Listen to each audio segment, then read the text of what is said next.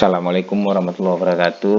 Hari ini kita ketemu lagi untuk mata kuliah statistika ya. Jadi pada pertemuan ini kita akan membahas tentang penyajian data. Jadi bagaimana cara kita menyajikan data ya. Nah, biasa penyajian data itu lebih memudahkan kita daripada deskriptif itu dengan menggunakan tabel. Nah, ini data-data kuantitatif baik juga kualitatif. Untuk memudahkan pemetaannya kita bisa menyajikannya dalam bentuk tabel. Nah, nanti untuk data kuantitatif dalam bentuk angka-angka juga penyajian data dalam bentuk tabel untuk memudahkan kita dan para pembaca, maka penyajiannya juga nanti akan disampaikan dalam bentuk grafik. Nah, jadi tapi sebelum kita membahas tentang penyajian data dalam bentuk grafik, hari ini kita penyajian datanya dalam bentuk tabel. Nah, kita harus menyepakati bahwa setiap tabel itu ada judul judul daftar. Artinya ini judul daftar yang akan menceritakan judul dari tabel ini. Nah, juga biasa di bawah itu akan ada catatan atau sumber dari mana data ini diperoleh. Untuk judul kolom, nah yang warna hijau ini namanya kita sepakati judul kolom. Nah, judul kolom itu harus dalam penentunya bukan sembarangan, tetapi harus mempunyai kriteria-kriteria tertentu. Begitu juga untuk di sini ada judul baris. Nah, yang berwarna biru ini judul baris. Nah, untuk judul kolom kita harus sepakati setiap judul kolom kita tentukan itu harus variabel tetap. Nah, nanti isi datanya di bawah adalah badan daftar. Untuk variabel tetap itu contohnya saja yang variabel tidak berubah-berubah seperti hari Senin, Selasa, Rabu, dan dia memiliki 7 hari. Seperti nama bulan Januari sampai Desember itu ada 12 bulan. Nah, ini variabel tetap yang tidak kita tambah dan sudah baku. Nah, jadi contoh lagi itu seperti jenis kelamin. Jenis kelamin ada dua, yaitu laki-laki dan perempuan. Ini juga variabel tetap. Jadi setiap judul kolom harap diisi nanti dengan variabel tetap agar tabelnya itu sudah baku dan tidak memanjang ke kanan. Nah, untuk yang judul baris kita harus mengisinya dengan variabel tidak tetap seperti nama-nama mahasiswa. Nama-nama siswa ini terus bisa tambah, kadang 10, bisa kadang 12, bisa kadang lebih dari berapapun. Nah, ini terus harus kita sepakati bahwa dalam menentukan variabel tetap dan variabel tetap tidak tetap untuk judul baris dan judul kolom jangan terbalik-balik, sehingga dalam penyajian data tabel orang membaca pun lebih mudah dan mudah menyampaikan, sehingga nanti data yang kita isi itu adalah di badan daftar. Nah, ini contoh tabel kesepakatan kita untuk dalam menyajikan penyajian data tabel. Nah, ini contoh ada data pertama. Jadi kita akan merubah nih.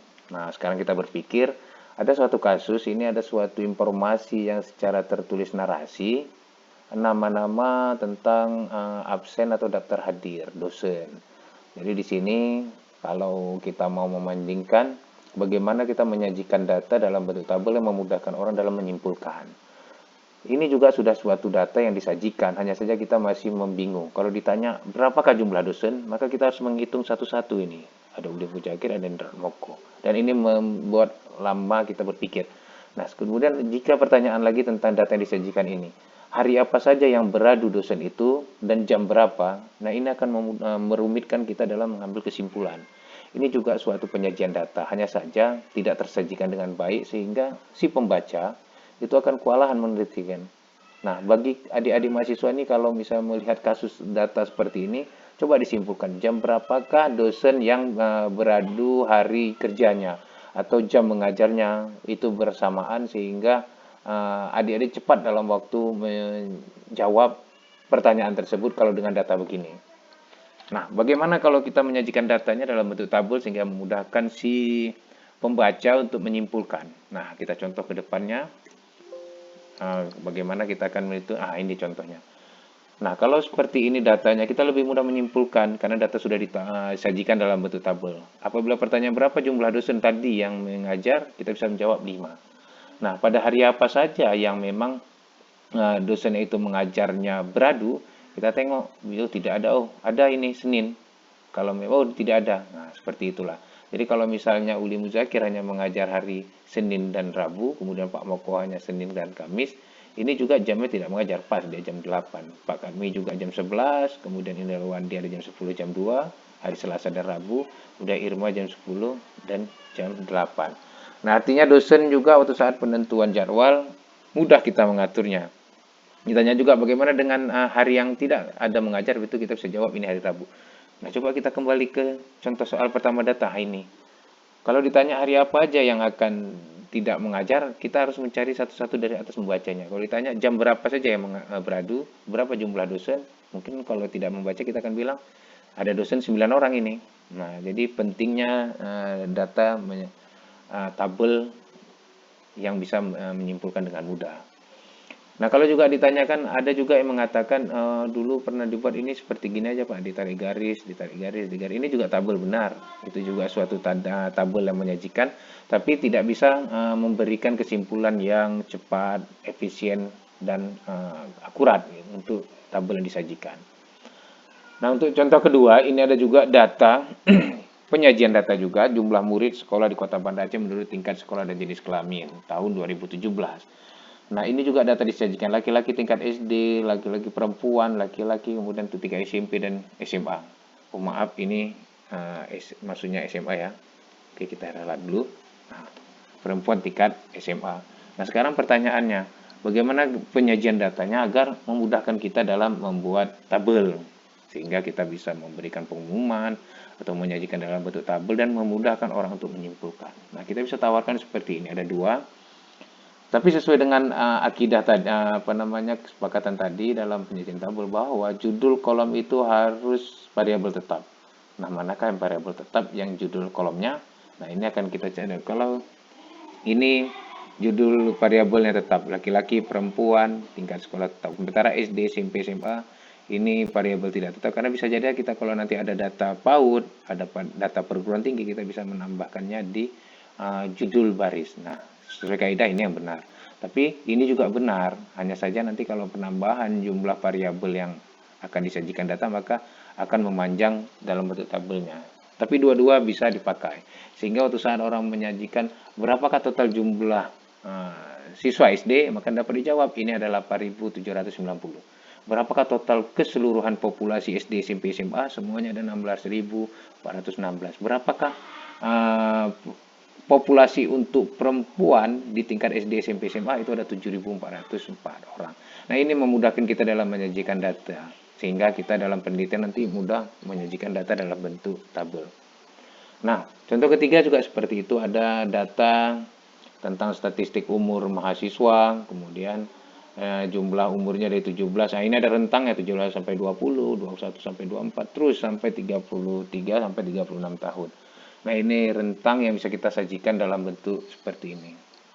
Nah, ini ada data tabel untuk contoh 3 tadi, bahwa kita akan membuat semacam tabel frekuensi, data umur, rentang dari 17 sampai 20, nah totalnya ada 8.108 mahasiswa. Nah, ini contoh penyajian tabel 3 tadi. Kemudian kita akan masuk contoh tabel keempat. Nah, di sini juga statistik pegawai di STKIP BPK. Ini contoh juga yang lebih tabelnya lebih akurat lagi atau lebih banyak lagi variabel-variabelnya. Nah, ini untuk SD aja ada kurang dari 5 tahun. Ini contoh statistik pegawai ya. Nah, jadi sehingga kita bisa mudah menyajikan data ini dan mudah menyimpulkannya. Kalau ditanya berapakah total seluruh laki-laki pegawai di STKIP BPK, itu ada 218 orang. Dan ini memudahkan kita menyimpulkan.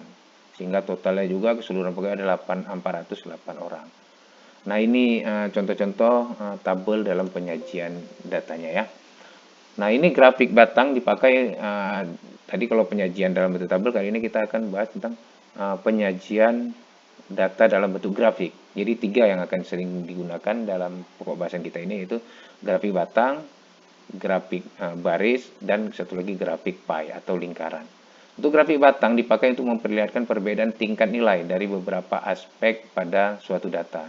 Jadi kesimpulannya, setiap kita ingin memperlihatkan perbedaan tingkat nilai atau tingkat tinggi, atau misalnya perbandingan skor nilai anak-anak ada 10, ini dengan tingkat atau tinggi badan atau umur. Biasa kalau ingin dengan perbedaan tingkat nilai, maka kita akan menyajikannya dalam bentuk grafik batang. Dan ini sering digunakan dalam penyajian data hasil penelitian di siswa-siswa sarjana. Nah, selanjutnya grafik garis. Nah, grafik garis banyak digunakan untuk menggambarkan suatu perkembangan atau perubahan dari waktu ke waktu pada sebuah objek yang diteliti. Misalnya, series A itu adalah series 1 itu misalnya si mahasiswa pertama. Kita akan meneliti dia selama 4 bulan. Kalau di sini ada 4 kategori, kategori 1, 2, 3, 4 misalnya, berarti kategori itu ada 4, misalnya 4 bulan. Kita menilai prestasi dia selama 4 bulan. Apa kalau dia dalam prestasi nilai, kita akan menilai bulan pertama berapa nilainya, bulan kedua berapa nilainya, bulan ketiga berapa nilainya, bulan keempat nilainya berapa. Nah, kalau ada 3 mahasiswa, kita akan membandingkan selama 4 bulan itu bagaimana perubahan dari waktu ke waktu tentang prestasi dia. Nah, ini grafik garis biasanya penelitian untuk atlet atau prestasi selama 6 bulan kita melihat anak-anak atau pengaruh apa terhadap sesuatu selama 6 bulan atau kita penelitian dengan tentang iklim yang bersiklus dari Januari sampai Desember. Nah, seperti itu yang kita akan menilai suatu objek dari waktu ke waktunya. Jadi grafiknya kita harus menyajikannya dalam bentuk grafik garis. Nah, yang terakhir ini ada grafik lingkaran. Grafik lingkaran merupakan grafik gambaran naik turunnya data yang berupa lingkaran untuk menggambarkan persentase dari nilai total suatu data. Misal, ini sering dalam penjualan nih, persen, keuntungan, atau berapa persen mahasiswa yang lulus, berapa persen mahasiswa yang tidak lulus, kalau nilai-nilai yang dalam bentuk jumlah persen. Nah, ini grafik lingkaran. Jadi kalau nanti penelitiannya itu membandingkan presentasi populasi atau tingkat penilaian suatu anak-anak kecerdasan di suatu sekolah, mungkin kita bisa menyajikan tabelnya itu dalam bentuk lingkaran. Nah, inilah dia beberapa contoh penyajian data grafik. Nah, ini dari grafik dari tabel, ada data SD, SMP, SMA, kemudian ada laki-laki perempuan dan jumlahnya, kita akan menyajikan dalam bentuk grafiknya seperti ini. Kita akan membandingkan. Nah, contoh jumlah murid di tingkat di Kota Banda Aceh tahun 2017, tingkat SD, SMP, ST, SMA, SMIA. Nah, ini kita bandingkan berapa tingkat perbedaan tingginya gitu. Nah, jadi kita bisa menyajikan datanya seperti ini. Nah, jadi dalam penyajian data yang paling dasar dalam mata kuliah kita ini, kita hanya mencontohkan nanti bagaimana cara membuat penyajian data tabel, dan satu lagi bagaimana kita membuat grafik dari data tabel yang telah kita sajikan. Baik, itu yang saya dapat sampaikan. Semoga ini bisa bermanfaat dan dipahami dengan mudah. Terima kasih atas perhatiannya. Assalamualaikum warahmatullahi wabarakatuh.